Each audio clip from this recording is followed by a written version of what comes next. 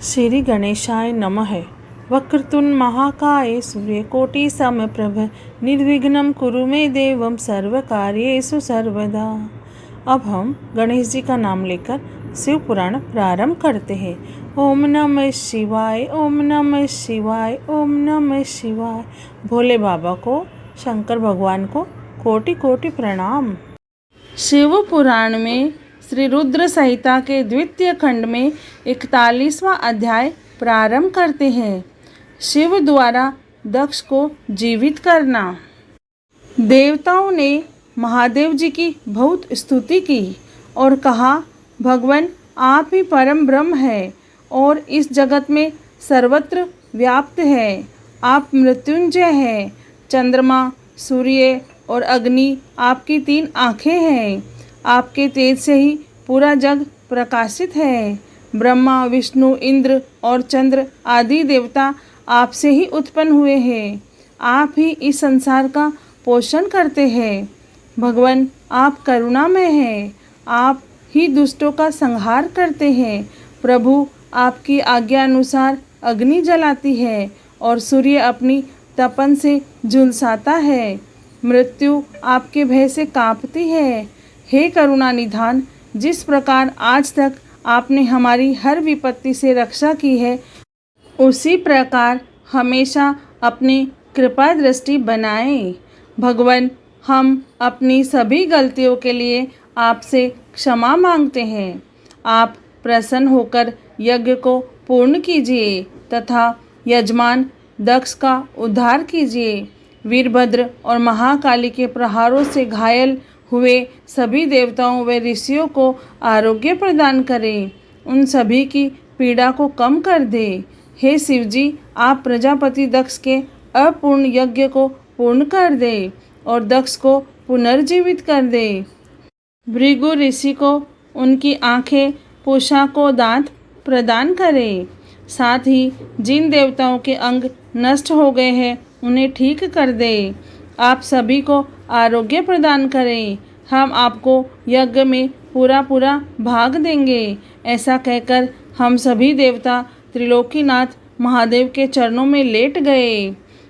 हमारी स्तुति और अनुनय विनय से भक्त वत्सल भगवान शिव प्रसन्न हो गए। शिवजी बोले, हे ब्रह्मा, हे श्री हरि विष्णु, आपकी बातों को मैं हमेशा मानता हूँ, इसलिए आपकी प्रार्थना को मैं नहीं टाल सकता। परंतु मैं यह बताना चाहता हूँ कि दक्ष के यज्ञ का विध्वंस मैंने नहीं किया है। उसके यज्ञ का विध्वंस इसलिए हुआ क्योंकि वह हमेशा दूसरों का बुरा चाहता है, उनसे द्वेष रखता है। परंतु जो दूसरों का बुरा चाहता है उसका ही बुरा होता है। अतः हमें कोई भी ऐसा कार्य नहीं करना चाहिए जिससे किसी को भी कष्ट हो। तुम्हारी प्रार्थना से मैंने तुम्हें क्षमा कर दिया और तुम्हारी विनती मानकर मैं दक्ष को जीवित कर रहा हूँ। परंतु दक्ष का मस्तक अग्नि में जल गया है, इसलिए उनके सिर के स्थान पर बकरे का सिर जोड़ना पड़ेगा। भृगु सूर्य के नेत्र से यज्ञ भाग को देख पाएंगे और पूषा के टूटे दांत सही हो जाएंगे। मेरे गणों द्वारा मारे गए देवताओं के टूटे हुए अंग भी ठीक हो जाएंगे। भृगु की दाढ़ी बकरे जैसी हो जाएगी। सभी अर्धव्यू प्रसन्न होंगे। यह कहकर वेदी के अनुसरण करता परम दयालु भगवान शंकर चुप हो गए। तत्पश्चात मैंने और विष्णु जी सहित सभी देवताओं ने भगवान शिव का धन्यवाद किया। फिर देवर्षियों सहित शिवजी को उस यज्ञ में आने के लिए आमंत्रित कर हम लोग यज्ञ के स्थान पर गए जहाँ दक्ष ने अपना यज्ञ आरंभ किया था। उस कनखल नामक यज्ञ क्षेत्र में शिवजी भी पधारे। तब उन्होंने वीरभद्र द्वारा किए गए उस विध्वंस को देखा। स्वाहा, स्वधा, पूषा, तुष्टि, ध्रुति, समस्त ऋषि, पितर, अग्नि व यज्ञ, गंधर्व और राक्षस वहाँ पड़े हुए थे। कितने ही लोग अपने प्राणों से हाथ धो चुके थे।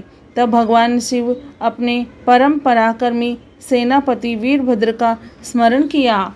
याद करते ही वीरभद्र तुरंत वहाँ प्रकट हो गए। उन्होंने भगवान शिव को नमस्कार किया।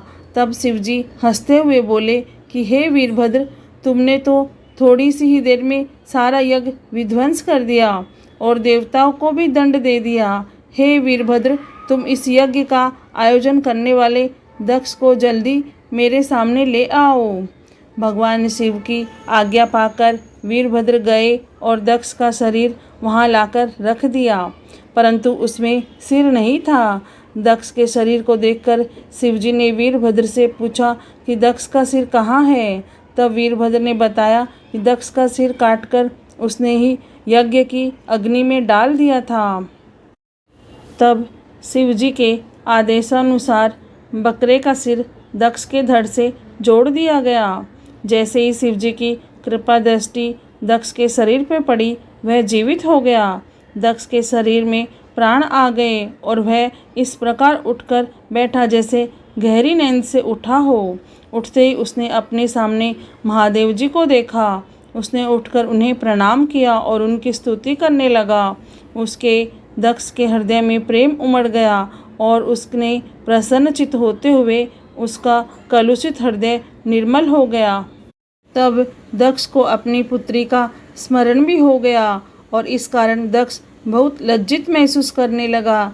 तत्पश्चात अपने को संभालते हुए दक्ष ने करुणा निधान भगवान शिव से कहा, हे कल्याण में महादेव जी, आप ही इस जगत के आदि और अंत हैं।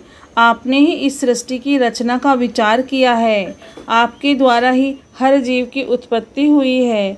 मैंने आपके लिए अपशब्द कहे और आपको यज्ञ में भाग भी नहीं दिया। मेरे बुरे वचनों से आपको बहुत चोट पहुंची है, फिर भी आप मुझ पर कृपा कर यहाँ मेरा उद्धार करने आए हैं। भगवान, आप ऐश्वर्य से संपन्न हैं। आप ही परम पिता परमेश्वर हैं। प्रभु, आप मुझ पर एवं यहाँ उपस्थित सभी जनों पर प्रसन्न होइए और हमारी पूजा अर्चना को स्वीकार कीजिए। ब्रह्मा जी बोले, नारद, इस प्रकार भगवान शिव की स्तुति करने के बाद दक्ष चुप हो गए। तब श्री हरि विष्णु जी ने भगवान शिव की बहुत स्तुति की। तत्पश्चात मैंने भी महादेव जी की बहुत स्तुति की। भगवान, आपने मेरे पुत्र दक्ष पर अपनी कृपा दृष्टि की है और उसका उद्धार किया है। देवेश्वर, अब आप प्रसन्न होकर सभी शापों से हमें मुक्ति प्रदान करें। महामुनि, इस प्रकार महादेव जी की स्तुति करके मैंने दोनों हाथ जोड़कर और सिर झुकाकर खड़ा हो गया। हम सभी देवगणों की स्तुति सुनकर भगवान शिव प्रसन्न हो गए और उनका मुख खिल उठा। तब वहाँ उपस्थित इंद्र सहित अनेक सिद्धों, ऋषियों और प्रजापतियों ने भक्त वत्सल करुणा निधान भगवान शिव की अनेकों बार स्तुति की। यज्ञशाला में उपस्थित अनेक उपदेवों, नागों और ब्राह्मणों ने भगवान शिव को प्रणाम किया और उनका प्रसन्न मन से स्तवन किया। इस प्रकार सभी देवों के मुख से अपना स्तवन सुनकर भगवान शिव को बहुत संतोष प्राप्त हुआ। शिव पुराण में श्री रुद्र संहिता के द्वितीय खंड में 41वां अध्याय पूर्ण हुआ। ओम नमः शिवाय, ओम नमः शिवाय, ओम नमः शिवाय। हे भोलेनाथ, हे शिव शंभु, हे माता पार्वती, आपको कोटि कोटि प्रणाम और कोटि कोटि धन्यवाद। जय भोलेनाथ।